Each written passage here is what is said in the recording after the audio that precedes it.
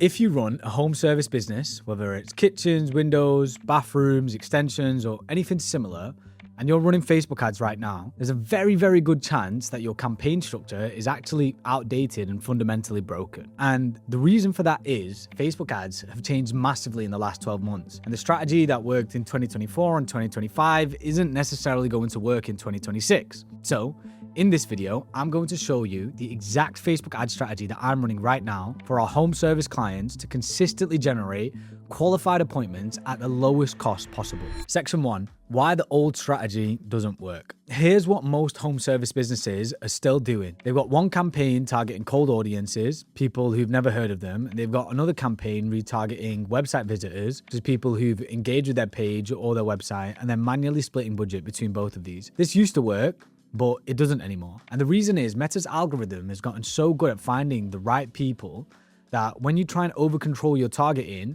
you're actually limiting what the algorithm can do. The key in running successful advertising in 2026 is all in the preparation. And when I say preparation, I'm talking about understanding what your numbers are, what financial model that you're working towards, and understanding what success looks like and what success doesn't look like. When you have these things completely solidified, it is then when you're in a position that you can actually start to go and build your ads and execute on an advertising strategy that is going to bring in the cash. What are the questions that you need to know? First of all, you need to know what is it that you're actually trying to target. Are you trying to get more appointments for windows? Are you trying to get more appointments for extensions, conservatories?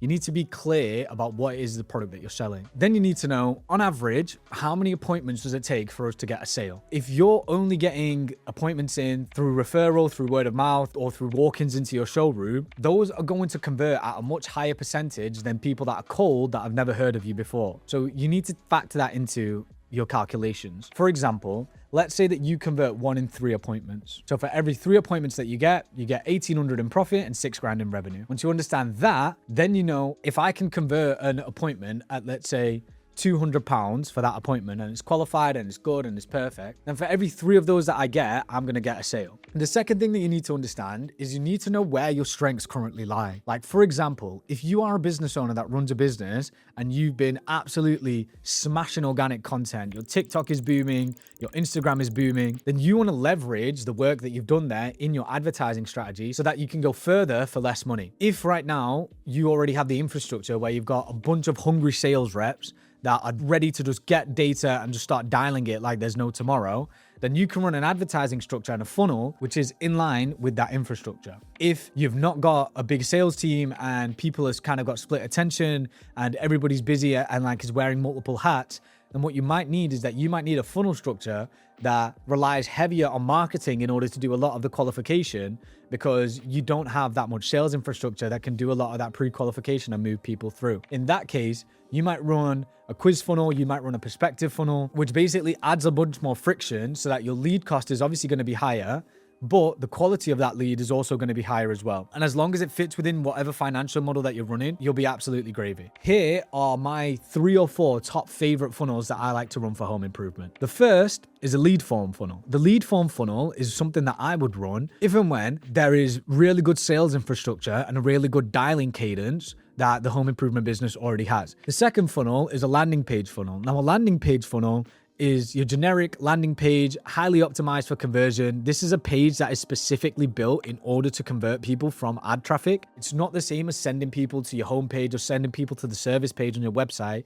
This has to be a custom built page that its sole focus is that, hey, I need to convince the person that lands on here to leave their details and actually submit an inquiry. The third funnel is a perspective funnel. Now, perspective is a funnel builder that is mobile first, very optimized towards mobile, and it allows you to build quiz funnels, and it's a brilliant software and I use it all the time. These perspective funnels, they're really good if you want to get a lot of information about the customer before they even land into your CRM or they even hit your office. The main thing, whether you're running lead form or whether you're running a landing page or whether you're running perspective, is that you want to have a key offer. For me, I'm always going to try and offer some sort of incentive for the customer to actually submit their details right there and then. If you don't, and if you just say, hey, submit an inquiry to get new windows, the problem with it is that nobody really cares that much. Do you know what I mean? Unless they are in like a dire situation where they are leaking, they're not going to be in that much pain to where they're going to think, okay, I need to submit my details right here and now. But if you frame it in the sense of, hey, for March only, we're doing 25% off all windows, then at that point you can say to them, we have limited installation slots, it's only for this month. Then that at least creates a little bit of urgency, which will force people to kind of like go through and actually take that action right there and then. Once you've got your setup and your financial model and the funnel that you're going to run completely laid out, now you can actually go and start to build your campaign structure. Now, as far as a campaign structure goes, regardless of the funnel that we're running, it kind of remains the same. But it's important that you make the distinction before you start building the campaign structure. The other important thing that you need to realize about your business and about your marketing before you start to go and embark on this journey, which is going to affect what we do going forward now, is that how easy is it for you to make ads and make creatives? If you're going to do videos, do you have the infrastructure? Do you have a videographer that you can bring into the showroom that's going to come and is going to record you, and you're going to be looking all nice, and you're going to get your hair cut, and you're going to put your best stuff on, and you're going to be like, yeah, come buy windows from me, come get an extension from me? Are you going to do that? Do you have a graphic team or a graphic designer that you can hire that is going to make really nice images off the back of the completed job pictures that you've got?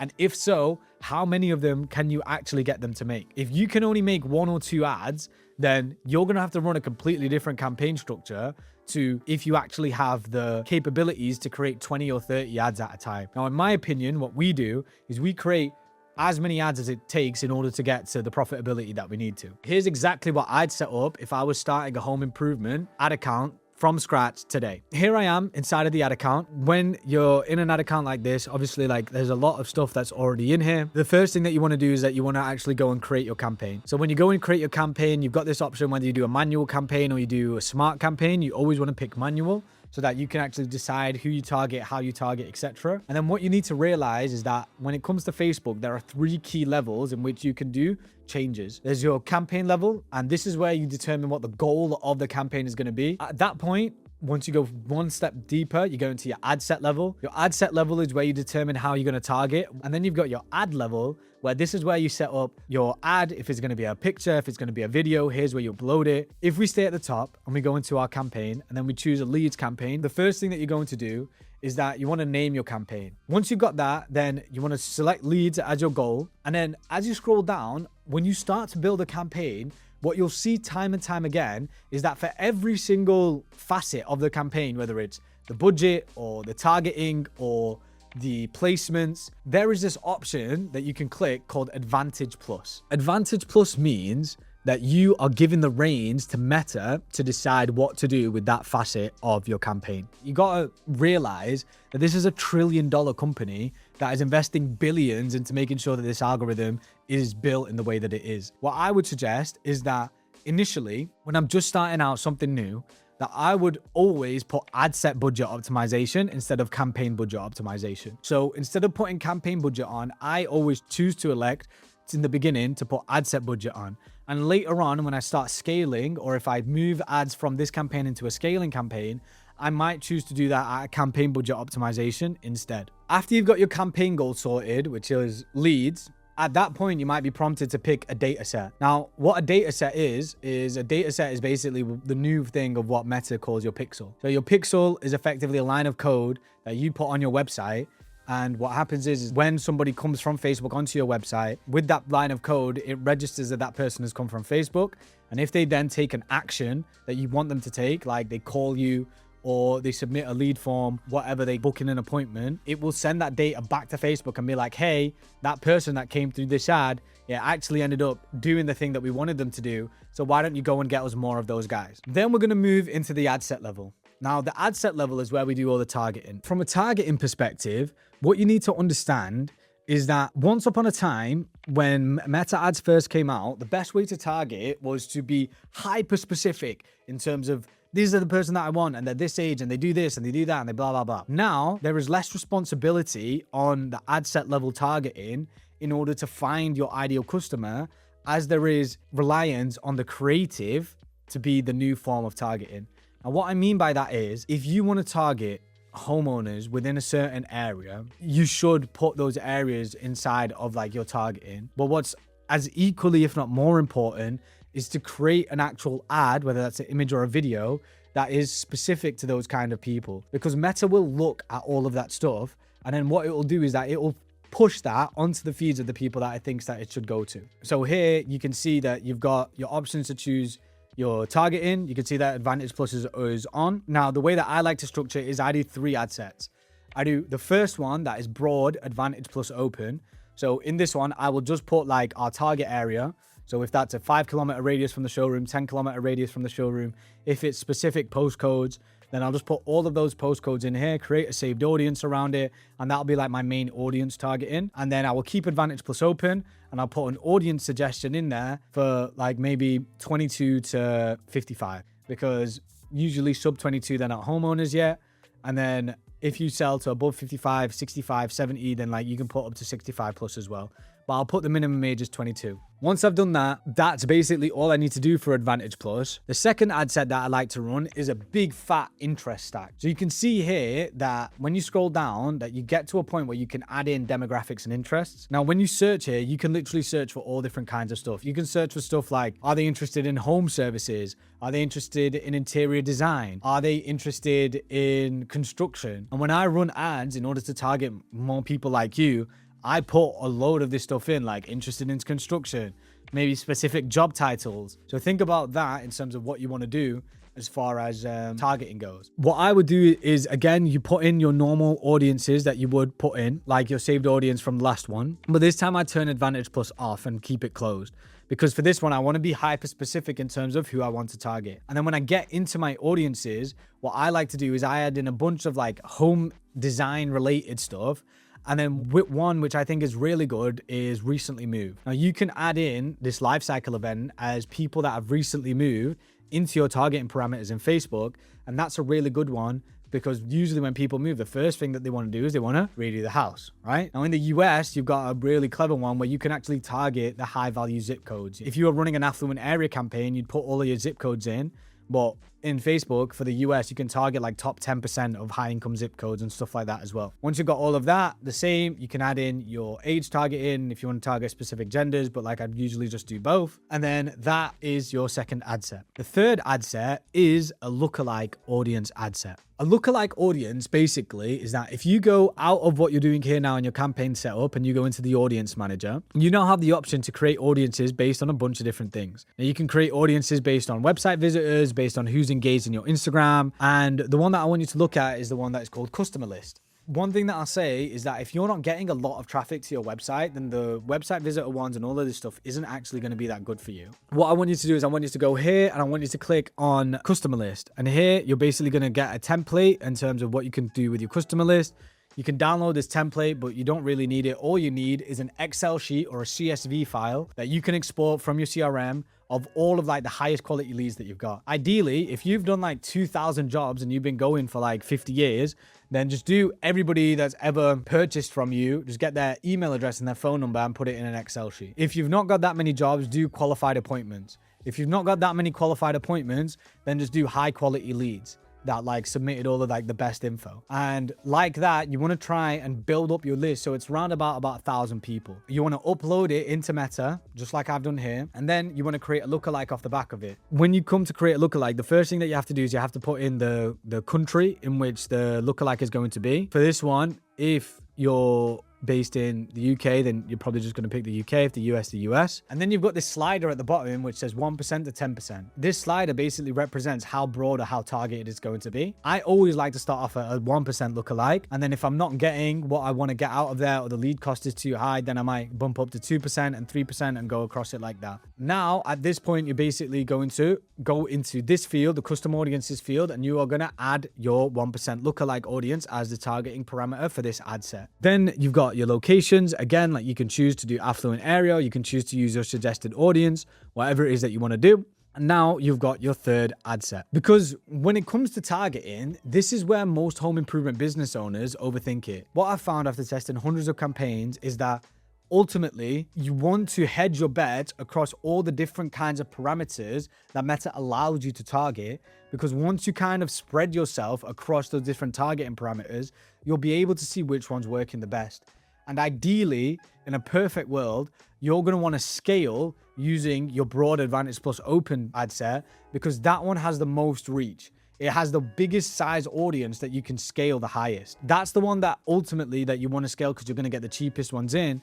But these other ones, you're also going to get a lot of short-term, really good conversions in off the back of it. And then you can also use that to gauge the effectiveness of all the different creatives when you actually run them across these three audiences. Now we're going to go into the ad level. And this ultimately is actually where you win or lose your creative. It's the actual ad. I'm going to walk through the top performing creative types, okay? The first one is before and afters. So your classic, this is what it looked like before, this is what it looked like after. Easy, to the point, put your offer messaging at the top, save 25% off windows this month. The second one is just using actually nice pictures from the job and then putting your offer messaging in a way there. This one, for example, you can see that it's like really nice picture outside the house. It's got the van there, so like it looks really nice. And then it's got the big offer messaging at the top. Another one is if you actually just make like a graphic background and then you put the offer message in there. Or when you're running your statics, you might put like a list of all of these different windows and then you run it at the top. Summer sale, spring sale, winter sales, whatever it is going to be, you know? The second one is video testimonials. So if you have gotten your customers to do video testimonials, right? Happy homeowners that have like gone through the process and they're saying, oh, we worked with this company and it was so good. That is the kind of stuff that like you want to put front end so that people can actually see that you guys do what they say that you're going to. You're handling a lot of the objections like, are these people any good? Are they actually going to do what they say they're going to do? Blah, blah, blah. The third one is a walkthrough video, like a job created video. Like when you've finished a big job, a big extension, a big conservatory project, and you do a walkthrough of the home. Those work really well as well. Another version is Google reviews. You can take your Google reviews, your Trustpilot reviews, take your best ones, turn them into an ad, and then you can run those as well. Another format is video ads. Now, video ads for me, I love them because the thing is with static ads is that they're easy to create and you can create loads of them in a really short period of time. So the benefit of them is that you can just cycle them again and again and again. You can test different stuff. But the problem with them is that their shelf life is usually a lot lower than video ads, and you have to go through a lot more before you find the one that has like a longer shelf life that you can scale up like really high. But video ads, first of all, is that they add some familiarity to the brand. So I know a lot of you guys don't want to be in front of the camera, which is fine. And you might not have anybody in the office that wants to be in front of the camera either, which is also fine. But even if not, then what you can do is that you can just get an actor to do the ads for you instead. Or you can run an animation ad where you pay an animator to do like really nice animation ad going through this, going through that with a voiceover. You can do the voiceover. You can get someone else to do the voiceover. I'm going to break down based on all of these different formats, what are the things that you need to do in order to make it work and what to avoid. So with the static ads, what to do is get really good pictures of before and afters. Do use a high quality camera in order to take the pictures. Do make sure that your offer messaging is clear and at the very front and the front line of the ad. Don't use a potato to film your ads and to get pictures. Don't say, get your free quote today, and that's the only thing that you're saying. Don't make it vague in terms of like what it is that you're actually trying to sell people. When it comes to the video ads, make sure that you do have a good script and you scripted things out properly. The 80-20, the 20% of the work that gets you 80% of the result for your video ads is the hook. So do spend a lot of time making the hook as strong as it can. Do also make sure that they're edited professionally. You have to understand that these ads for a lot of people are going to be the first touch point that these people get with your brand. So don't make them look like rubbish. Like make them look really nice. Pay to get them edited well and make sure that they represent your brand in a way that you want your brand to be represented. Now we'll go into budget. This is the question that everybody asks. How much should I spend? And the answer really depends, like I said, on your financial model and how much you actually want to get out of ads. But here is the framework that I use for every home improvement client. That's basically how you evaluate it, is that you understand that, okay, I'm spending $1,500. I should get this many appointments. Out of the appointments, or I'm going to get this many leads. Out of this many leads, I should get this many appointments. Out of this many appointments, I should get this many closed. This is how much cash I should collect. And this is where I should be at the end of that $1,500 in spend. Realistically, what I would really suggest in order to kind of like make this go further is like to spend anywhere between like 100 to 150 to 200 a day. So between 3 and 6,000 a month at like a minimum, so that in a campaign structure like this, you can split that $300 a day, $100 between each ad set, or $150 a day, $50 between each ad set. When you're actually running the ads, when you want to look and think about what metrics do I need to look at and how do I know when to scale and how do I when to cut it, is that once you have your financial model, you already know. So it's like, if you know that you need 5 leads in order to get an appointment and you can't acquire an appointment for more than £200, otherwise it doesn't become worth it, then if your ad is converting at a £80 cost per lead, then that's going to be a £400 cost per appointment, you know? So you know that that ad is already not working. You want to be able to understand which ad is generating what results in the back end. And if you're using a CRM system, which I really encourage you to do, then you can do something called UTM mapping, where you just map the UTMs in something like this. You put the UTMs at the end, and then it'll tell you inside of your CRM, if you map it inside of your CRM as well, which ad is generating what lead, so that you can do this kind of back-end analysis as well. But you want to look at your profitability on an ad-by-ad basis, and you want to look at what your cost per appointment is and your overall cost per acquisition is. And if that is in line with your financial model that you dictated at the start, then you know that that is an ad that you can scale and you can start to put more and more budget behind it. When you're scaling, I would increase by 20% every 24 to 48 hours. If you're wondering about when to actually kill a campaign versus give it more time, you want to obviously look and make sure that there's 3 key things. Has it spent enough money to where it's a fair test? Have I let it run for long enough? Or is there anything else that I'm missing about this campaign and the way that I set it up that could potentially affect how this campaign actually performs? And if you've given it enough money, you've given it enough time, there's no external factors that are playing into it, like seasonality or a competitor or something like that that's running the exact same offer or the exact same ads, and it's still not fitting within the financials of the financial model that you dictated, then at that point you can kill it or make a pivot or change the strategy. And finally, tracking what matters. The last thing, and this is where most home improvement companies really go wrong, is that they see their Facebook ads dashboard and they say 50 leads this month at 15 each, and they think it's working. But they don't actually have an idea of how many of those leads booked into appointments, showed up, signed a contract, etc. So if you're not tracking from lead all the way through to revenue, then you're flying blind. So here is how I'm going to set up actual tracking, okay? Ideally, you want this in your CRM system, not a spreadsheet. Here's what you want to track. You want to track the disposition of every lead that comes in from ads. You want to calculate your true cost per acquisition, not just cost per lead. And this is the data that actually allows you to scale. And this is how you set up your UTMs as well,